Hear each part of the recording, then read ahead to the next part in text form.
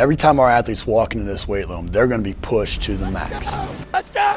Let's go! The barbell hasn't changed in over 100 years. I can take a 25-pound plate, and we'll go out on the turf, and I'll have you hating life. We talk about straining your gut, pushing past that comfort level. I want a lot of energy.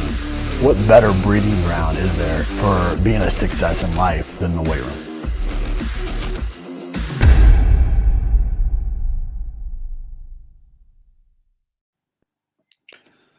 Hey guys, welcome back to Ask Coach Mac. This is episode number 55 and super excited to be with you today. It's Sunday. I just got back from hiking with the kids. We went on a little day hike and really enjoyed the Sunday. Typically, I will do these episodes on Monday, but I need to catch up a little bit and I got a big Monday plan. So as you're jumping in here, guys, leave a question down below. If you are jumping in on the replay, I will post these as podcasts every Monday, and you can always go to Facebook and you can jump in there and leave questions in the comments. I will be going back through those and answering, and if it's a question that I didn't get to on the show, I will make sure to answer it later on down the line as I go. Plenty of ways that you guys can submit questions. As you're jumping in, let me know that you're here, but plenty of ways you can ask questions. You can email me through my website, McKeefery.com. You can email me directly, call, social media, all the different things. But, leave questions. And each week I'll jump on and I'll answer probably, 4 to 5 questions. As you ask questions on the side, I'll try to get to those as well. And like I said, if I don't, I'll do it either in the comments or save it for a later on time. So let me know you guys are here. I'm using a different software, so I can't always see through Facebook. So let me know you're there and ask questions as we go, and we'll jump right into this. So a lot of people have been asking me about specifically the Oregon situation. And, I've got mixed feelings on this. I've been in similar situations, and I've also been in situations where I've had to be on the other side. And so, I think first, my answer probably will surprise a lot of people, but I think the first thing, guys, is we've got to know the situation, and honestly, I'm pretty disappointed in the strength and conditioning community for jumping on the bandwagon, the social media bandwagon, and just, hanging people out to dry. I think plenty of us have been in situations where things have gotten out of hand, or coaches have had influence, or whatever it may have been. And we just didn't know what was, what's going on. And so to see so many strength coaches and fitness professionals jump on the people out at Oregon, I was pretty disappointed. And that's a time that we need to rally around each other and at least, let all the facts come out, And so I do know this for a fact. And I went into this in quite a bit of detail. I was just on the Power Athlete podcast with John Welburn and those guys. And so I would recommend you guys watch that episode. I won't go as in deep detail here, but I do know this. One is we don't know all the facts. We haven't heard from any of the coaches that are there, and all of us that have been in coaching, we know that you have to be quiet. You have to you're not able to come out like you would maybe like to, and explain your side of the situation. I know coaches that have been there currently. I know coaches that have been there before. I know all of them are great people. And so I don't want to ever jump on anybody in that situation. I know that the coaches probably gave them a program to do, prior to them leaving. And so them coming back, there's a responsibility on the athletes to come back prepared and in shape, and knowing that there's 3 athletes that had issues and several that did not. You never know. I also know that athletes typically will over embellish, things, and so I know, I've done workouts where coaches have been, where athletes have come back and, they might have done, 20, 30 up downs because they missed a cone or something.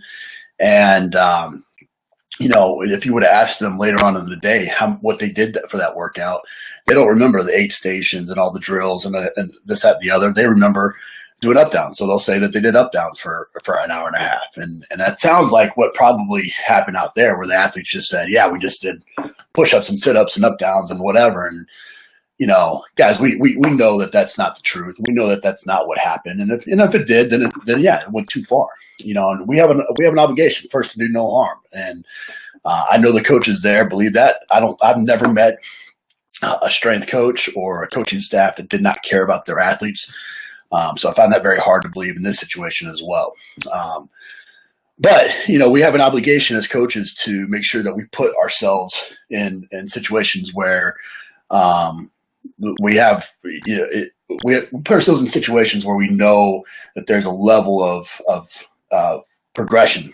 And, so many times with coaches, and I've been guilty of this. I don't know if this is the case at Oregon, but going into a situation where I wanted to kind of make my mark, send a statement, a message that things are going to be different, accountability, all those types of things. And, I didn't build in a progression or change, and I know, I don't know this to be the case. I know Jimmy really well. I know Irle as well. I don't know if there's a difference in their programming per se, but let's just say that one was more high paced and, maybe not as much resistance training, and one is.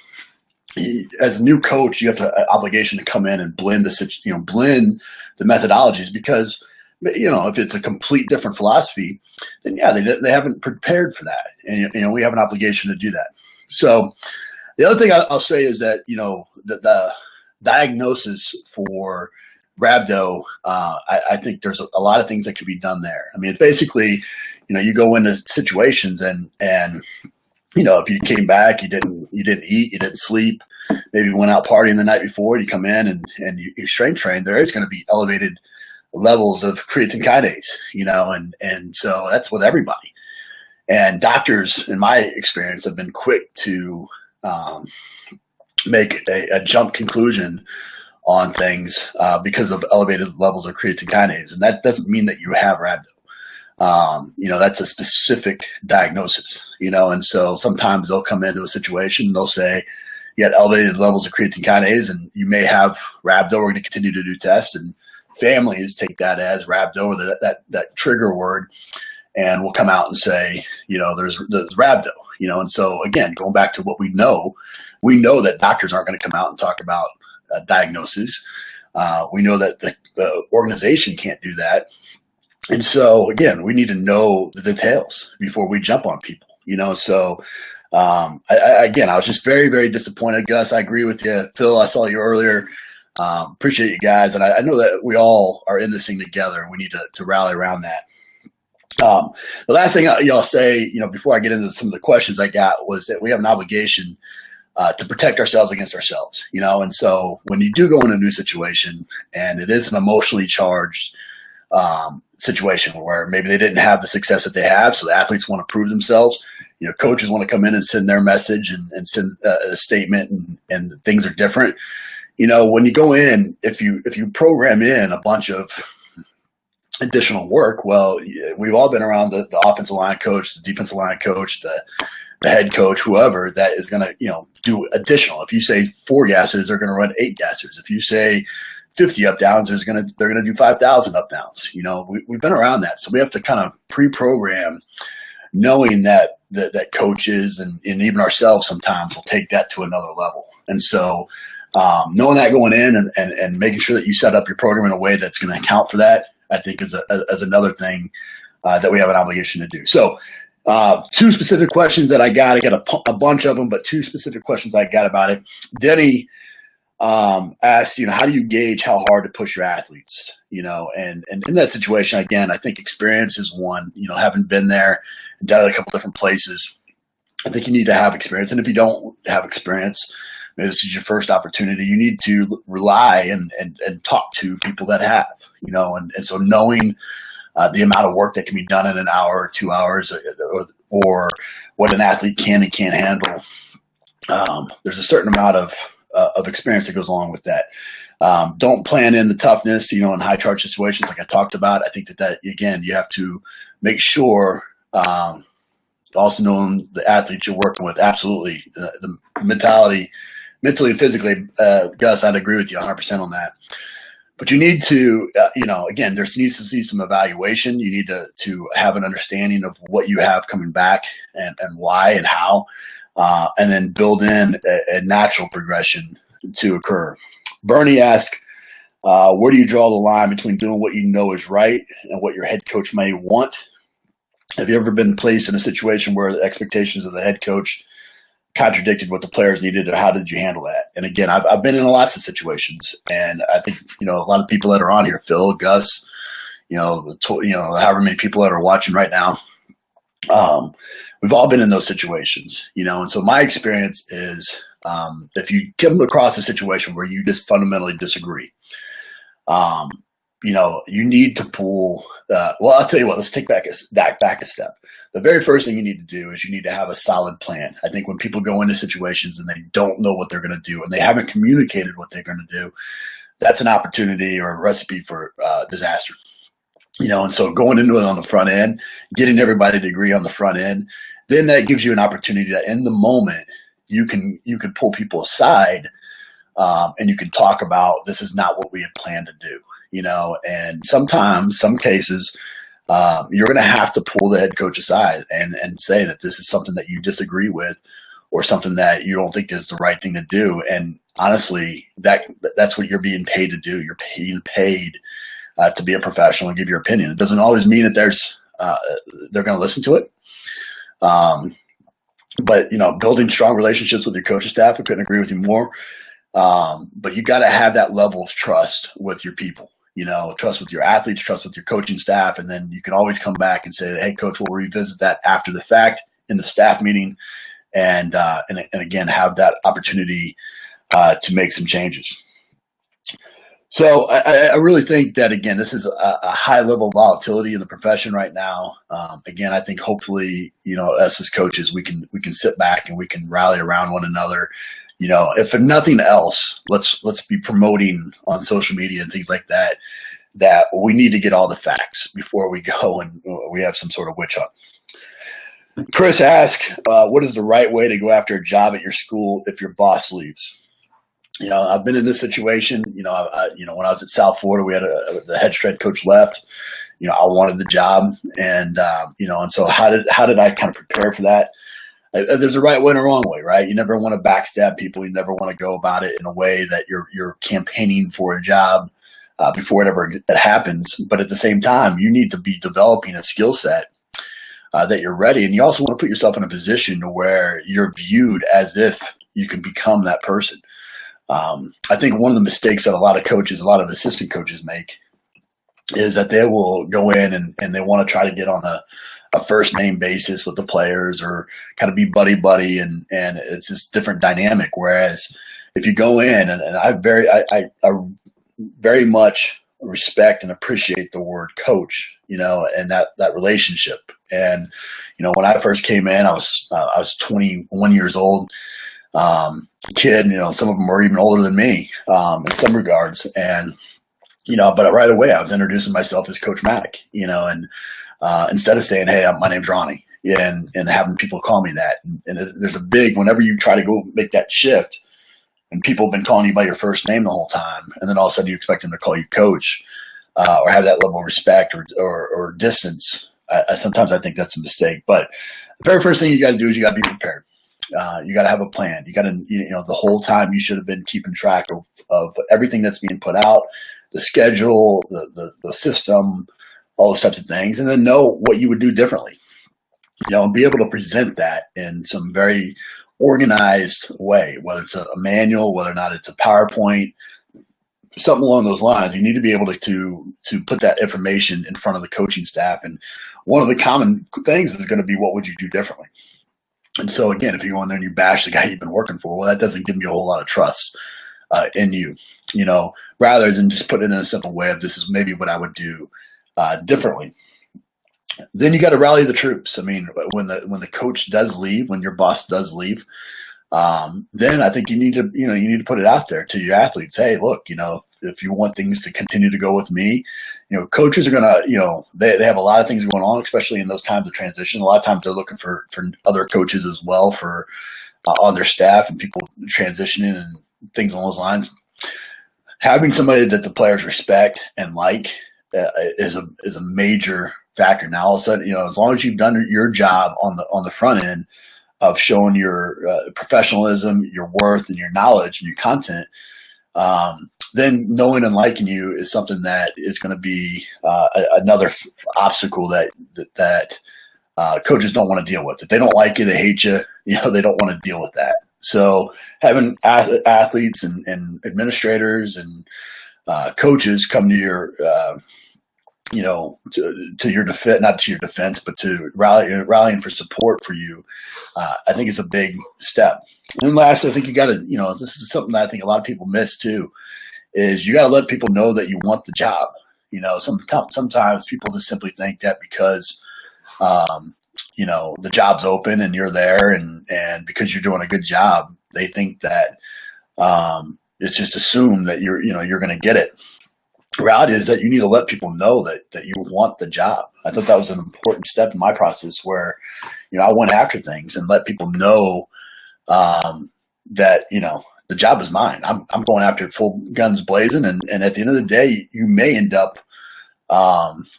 losing me if we don't promote me, because obviously then if I'm not your guy, then at the end of the day, maybe I need to move on and find some different opportunities, and so sometimes coaches that are on the fence about the grass is greener, looking out, maybe for some other strength coaches, the realization that they may lose you as well. I mean, you don't have to come out and say it that way, but you also want to say that you want the job, and in doing that, you're saying that.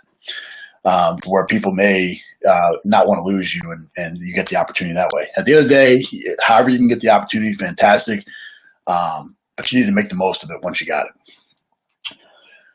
Guys, if you're jumping in, make sure you leave some questions. I just got a couple left, and then I'm going to jump off unless there's some questions to answer. But Mark asked, Mark was a baseball strength coach. He asked how to get back into football or another sport once being labeled a coach in another sport. So he's a baseball strength coach, wants to get back to working with football, and was concerned, that he's been labeled as a baseball strength coach, and so main thing here, I think, Mark, is that you need to never, whenever you have a passion or desire to be with a specific sport, you need to, the best thing you can do is stay with that sport throughout. I understand that you have to make money and you have to survive in this business and all those types of things, but you want to make strategic moves, and so I wanted to be pro football. It was what I wanted to do. I didn't get any opportunities. I wasn't getting any GA jobs or real opportunities in football. And so my first experience was with pro baseball. The rationale or the reasoning was because I figured if I was working with professional athletes in another sport, then I can show, that I could work with professional athletes in the sport that I wanted. And, I had to turn down opportunities to continue with that sport. I turned down a $60,000 AAA job in pro baseball to go do an unpaid internship in pro football. And again, strategic moves that helped catapult me there. I think sometimes it's more about what you're going to sacrifice, what you're willing to sacrifice, than it is what you're willing to do to go with a certain sport and to really exceed and excel in a certain area. But you never want to get out completely. You want to continue to network with football strength coaches. So if you're in a situation now, I think reaching out, networking, and finding ways to make sure you create lots of connections there so that people can hire you along the way. I think you want to read, you want to speak, and you want to write on topics that are not just that sport that you're working with specific. So if you're a baseball strength coach and you're just speaking on baseball all the time, that's going to probably not get you very far. But if all of a sudden you're doing at a national conference, you're talking about kettlebell training or speed training or nutrition or something along those lines, then you might bring a skill set to a staff outside of something that they maybe already have that you can market yourself with.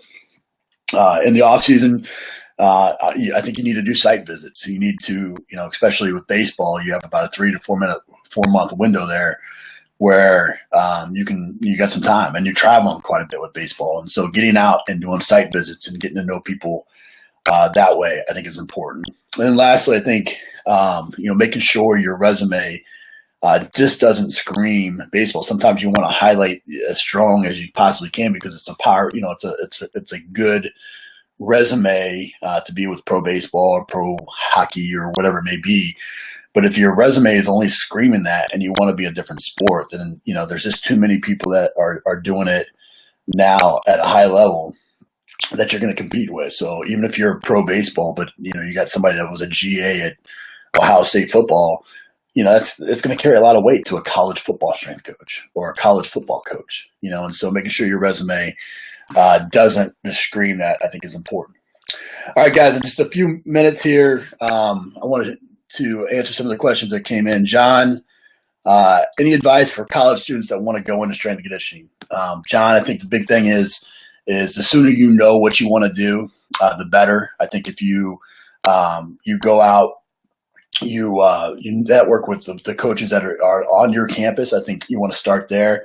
I think you want to let as many people know that that's the direction you want to go. I think the number one thing that I did naturally that I think that I recommend a lot of my interns do is to let everybody know and then see who has a connection, because this field is so small that there's, you're 5 degrees of separation from everybody, and so I want to do this and do you have a connection in strength and conditioning? So if you're working, I think I saw you played football somewhere, John, ask all your coaches, who's the strength coach that they knew, who was their strength coach in college, and maybe, having them start connecting you that way first. Robert, one of these days, Robert, I'm going to speak at your clinic, man. I saw all the pictures, and you do a great job, brother. It looks awesome as usual. But your question, the focus of the high school athlete is a challenge for me. How can I keep them a bit more focused in between their sets, less BS, more work, suggestions? Love you, coach. Yeah, Robert, I love you too, man. I think what I try to do, and this is something that, strength coaches typically criticize me for, is, they kind of call it CrossFit. They call it Metcons or high intensity training or whatever they want to call it. But typically whenever you get outside of the rack, you lose your athletes. If you let them rest too long, they're going to start dancing around. If you let them go to the water fountain, they're going to dance around. So things that I do, put them in groups of 4. Within the group of 4, there's 2 sets of partners. You're always doing something. You're either lifting or you're spotting or you're doing a core or a metabolic or some sort of corrective. So you're always doing something. I put water bottles at the racks so that they're not going off and chasing them around. And basically I program it as much stuff at the rack as possible. And so I think that that's the best way to keep them all together, keep them consistently working, just making sure that your rest is more of an active rest than it is, something where it's causing additional fatigue. Desmond Ryan, appreciate you coming on. How many strength and conditioning coaches would you recommend for a professional sports team with 40 players? Well, again, I like to have one strength coach, basically for every 4 athletes. Now I know that that's hard to do and impossible, and I do it with interns. What I typically do then is I put, so if I have half the team, I'll put a strength coach with every group of 4, and then I'll have a full-time strength coach with a group of 12. So basically for a group of 40, I would say 3 to 4 strength coaches would be what I would recommend. So guys, I think that's about it. Everybody, I appreciate you jumping on here. Each week we'll do this, and I'll continue to answer as many questions as I possibly can. Jump in. If you're just catching this on the replay, ask questions down below, and I'll try to jump on that. But I appreciate you guys that jumped in, Robert, Gus, Desmond, John, and Phil, and on and on and on there. I appreciate you guys jumping in and contributing to the show. If you haven't checked out our playsummits.com, make sure you check that out. There's going to be a summit somewhere near you. We're doing 3 in the U.S., 3 internationally. So check those out. I'd like to thank our sponsor, Intech, for helping bring these to you each and every week. Like the Facebook page. As again, I'm trying to migrate everything over from my personal page to a fan page or a coach page, just because reach the max there. Continue to send questions in each week, and I end the show every week with a quote, and this is from an unknown author. It says, "There will be times in your life when you have to choose between being loved and being respected. Always pick being respected. That love without respect was always fleeting, but that respect could grow into real lasting love. Fully believe that. So thanks, guys. Appreciate you. We'll see you next week. Take care.